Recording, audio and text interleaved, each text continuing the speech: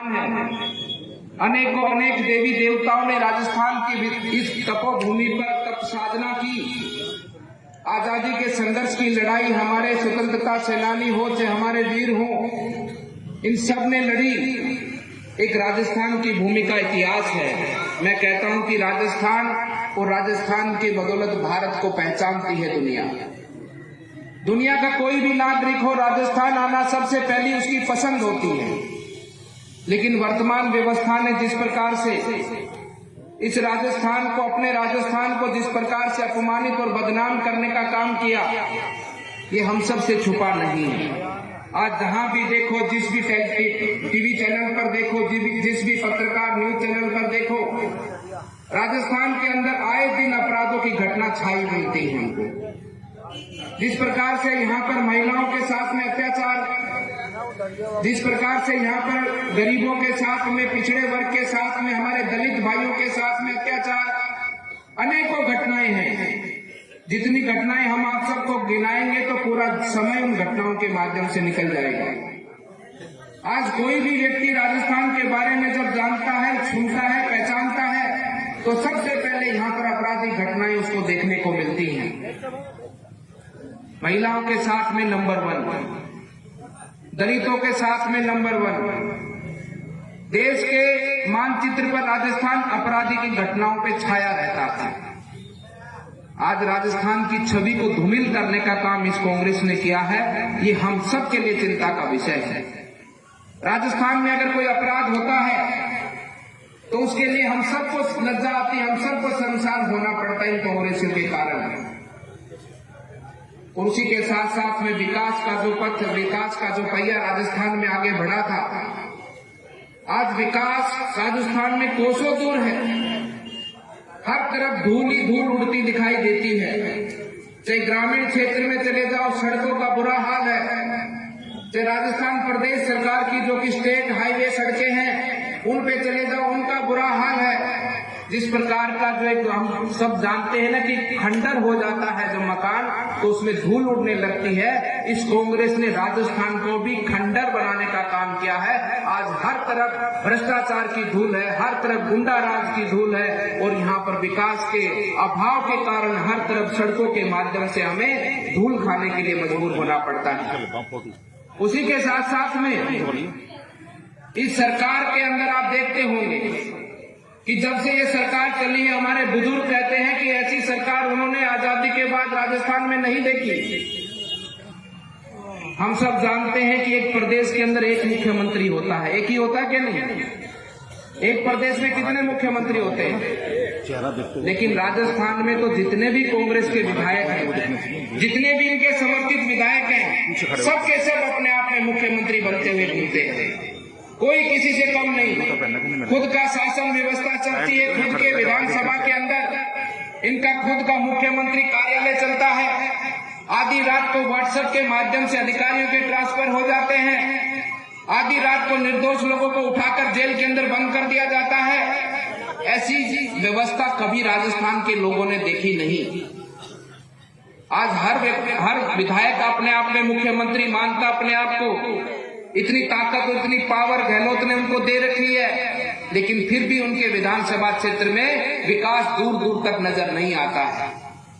केवल घोषणाएं होती हैं। 4 साल से गहलोत जी कुर्सी बचाने के चक्कर में जो भी विधायक उनके पास जाता है, उसकी अर्जी को स्वीकार कर घोषणा कर देते हैं, हाँ तुम्हारे विधानसभा में ये कर देंगे। आपने टीवी चैनल में कोई कार्यक्रम, नाटक देखते हो क्या?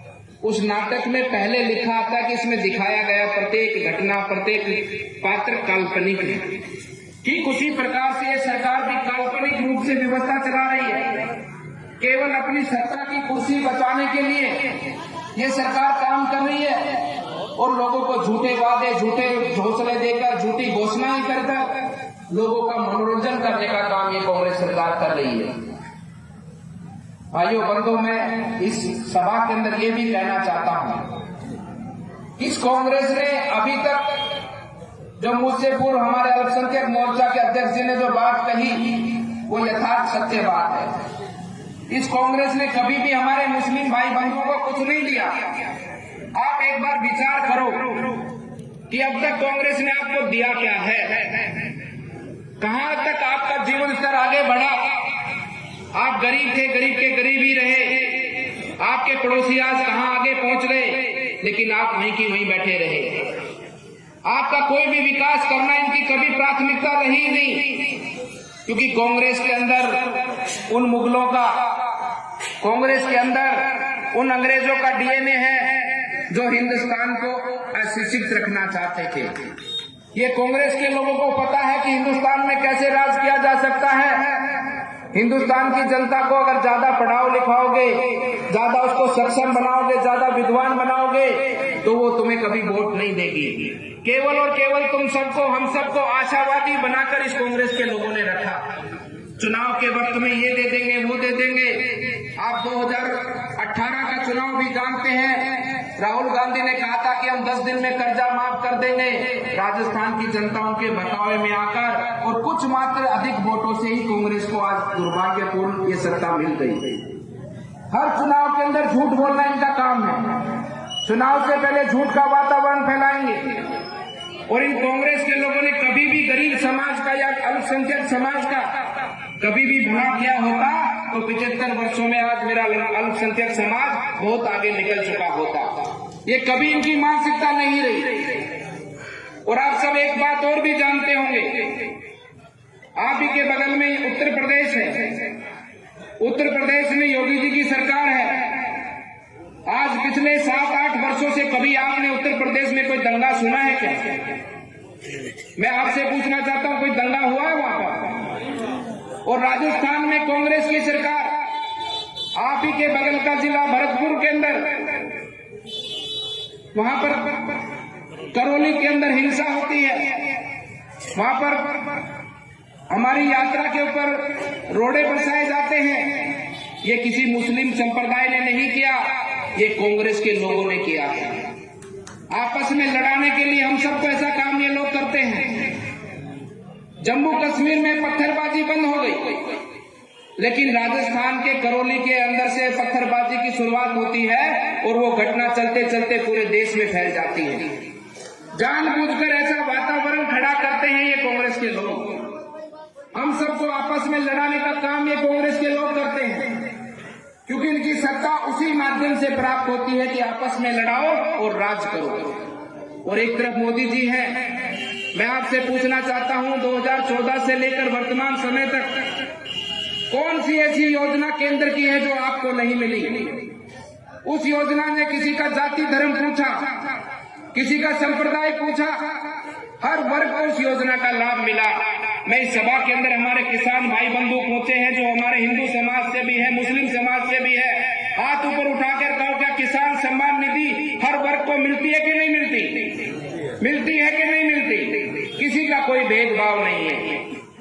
हर वर्ग का विकास करना, हर जाति धर्म का विकास करना, यही सनातन धर्म की परंपरा है। हमारे गुरुजनों ने कभी भी किसी मानव व्यक्ति का, किसी भी पंथ संप्रदाय का, और भारतीय जनता पार्टी के जो पूर्वज हमारे लोगों ने जिस प्रकार से भारतीय जनता पार्टी का निर्माण किया, वो केवल राष्ट्र भावना और राष्ट्र के लोगों को आगे बढ़ाने का भाव से इस भारतीय जनता पार्टी का निर्माण किया। इस पार्टी के अंदर भेदभाव की व्यवस्था है ही नहीं। हमारे संस्कारों के अंदर भेदभाव की व्यवस्था है ही नहीं। हम सब लोगों को साथ लेकर आगे बढ़ते हैं। अगर कोई भी परिवार का सदस्य, कोई भी हमारे देश का नागरिक, कोई भी हमारे देश के अंदर रहने वाला, चाहे वो किसी भी धर्म से ताल्लुक रखता हो, अगर वो गरीब रहेगा तो देश अमीर नहीं बन सकता। हम सबको अमीर बनाने का काम करते हैं। हम भारत माता को आगे बढ़ाने का काम करते हैं। ये भावना है भारतीय जनता पार्टी की। आज मोदी जी की सरकार की प्रत्येक योजना हर वर्ग को मिलती है। आपको मैं पूछना चाहता हूं, किसान सम्मान निधि मिली, प्रधानमंत्री आवास योजना मिली, शौचालय मिला, जनधन खाते मिले, सबके घर में रसोई गैस पहुंचाने का काम हुआ। किसी को जाति धर्म पूछा क्या? कहीं नहीं पूछा। लेकिन ये कांग्रेस के लोग बार बार दुनिया को ये बताने का काम करते हैं कि ये हिंदू है, ये मुस्लिम है।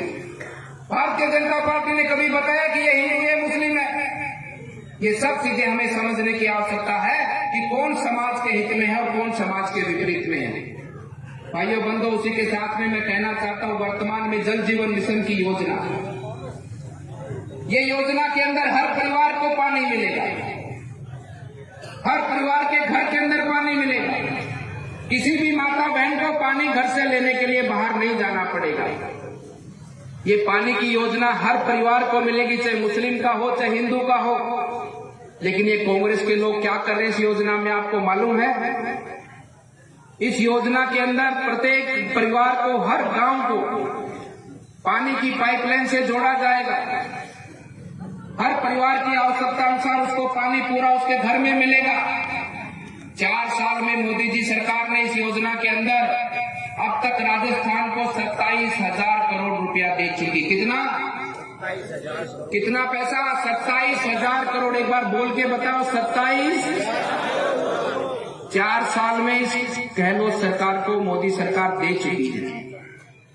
लेकिन ये गहलोत सरकार जो पानी पिलाने का काम सबसे बड़ा धर्म बना गया है, चाहे वो हिंदू धर्म हो चाहे मुस्लिम धर्म हो, हमारे गुरुजन पानी पिलाने के काम को सबसे धर्म मानते हैं। लेकिन ये कांग्रेस की सरकार इस पानी पिलाने के काम में भी भ्रष्टाचार कर रही है और साथ ही साथ में आपको पानी पिलाने से रोकने का काम भी कर रही है। पाइपलाइनों के अंदर भ्रष्टाचार, बोरिंग के अंदर भ्रष्टाचार, टंकी बनाने के कार्यक्रम में भ्रष्टाचार। हमने इसकी जांच कराने का जो काम किया उसमें बड़े बड़े घोटाले इनके देखने को मिले। इस योजना के अंदर जो अभी तक 26 से 27,000 करोड़ रुपए दे चुके, उसके साथ साथ में भ्रष्टाचार कर जो पैसा इन्होंने लगाया अभी तक केवल 4,000 करोड़। 26 में से 4 लगाया। इन 4 वर्षों के अंदर अब तक हर घर को पानी मिल जाना चाहिए था, लेकिन भ्रष्टाचार कर उस पानी को भी इन्होंने लूटने का काम किया। और अब वर्तमान समय से 1 साल से तो जहां जहां वो काम चल रहे हैं, जहां जहां योजना के काम आगे बढ़ रहे हैं, अब उन कामों को भी रोक दिया गया है। क्यों?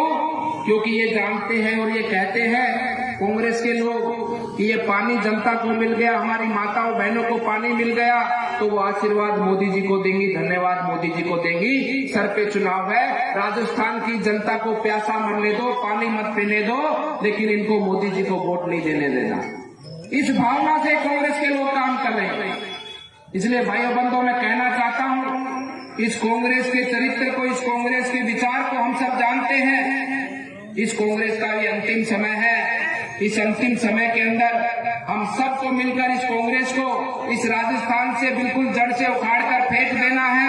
और राजस्थान में भी एक भारतवर्ष के अंदर जिस प्रकार से मोदी जी काम कर रहे हैं, हमारा राजस्थान में विकास के पथ पर आगे बढ़े। इस स्वरूप से हमें भारतीय जनता पार्टी को आगे आने वाले भविष्य में भारी बहुमत से विजय बनाना है। ये कांग्रेस के लोग, कुछ इनके मंत्री, आपने सुना होगा टीवी चैनल पे, न्यूज के अंदर भी, उन्होंने कहा कि कांग्रेस के इतने भी विधायक नहीं आएंगे जो एक कालीन में बैठ के चले जाएंगे। इनके ज्यादा विधायक नहीं आने वाले। लेकिन मैं कह देना चाहता हूं कि कांग्रेस की अंतिम यात्रा है और अंतिम यात्रा के लिए 4 विधायकों की तो जरूरत पड़ेगी। केवल 4 विधायक कांग्रेस के आएंगे। इस अंतिम यात्रा के बाद में कांग्रेस राजस्थान में आने वाले नहीं है। इसलिए हम सब लोग तैयार हो जाएं और राजस्थान की जनता का जो दुख है, राजस्थान की जनता की जो पीड़ा है, वो भारतीय जनता पार्टी का कार्यकर्ता लेकर उसको आगे बढ़े और राजस्थान की जनता के हित में, राजस्थान की जनता के विकास के लिए हम सब लोग भारतीय जनता पार्टी के कार्यकर्ता जनता के बीच में जाकर आज जनता को विश्वास दिलाने का काम करें कि हम आपके साथ में हैं, हम आपके विकास को आगे बढ़ाएंगे, हम राजस्थान को लूटने नहीं देंगे, राजस्थान को बर्बाद नहीं होने देंगे और इस कांग्रेस को उठाकर समुद्र के अंदर फेंक के आएंगे और भारतीय जनता पार्टी राजस्थान को फिर से आगे बढ़ाने का काम करेगी। इस भाव से हम सब लोग काम करें और इसी भाव से हम सब लोग इस जन आक्रोश यात्रा के बाद में जब भी आने वाले समय में चुनाव हो, हमको इस समय का उपयोग करते हुए हमें अपने राजस्थान के लिए वोट करना है, हमें अपने भारतवर्ष के लिए वोट करना है, क्योंकि ये वर्तमान समय भारत के आगे बढ़ने का है। ये जाति बिरादरी धर्म में बंटने का समय नहीं है, ये समय हमारे भारत के लिए काम करने का है। और भारत को ऐसे सक्षम और एक ऐसे ऊर्जावान प्रधानमंत्री जी मिले हैं जिनके माध्यम से आज हम अपने सपनों को पूरा कर सकते हैं, उन शहीदों के सपनों को हम साकार कर सकते हैं जिन्होंने हंसते हंसते अपनी जान की कुर्बानी हमारे लिए दी थी। और ये सपना देखकर, ये सपना हम सबको देकर गए थे कि आप आजाद होकर हमारे भारत को उनके सपनों के अनुरूप बनाएंगे, फिर से भारत को आगे बढ़ाकर दुनिया का सबसे समृद्ध और सबसे सक्षम और सबसे विद्वान भारत बनाओगे। इसी भाव से हम सबको भारतीय जनता पार्टी और भारत को मिलकर काम करना है। आप सभी कार्यकर्ता बंधुओं का मैं धन्यवाद अभिनंदन करता हूं।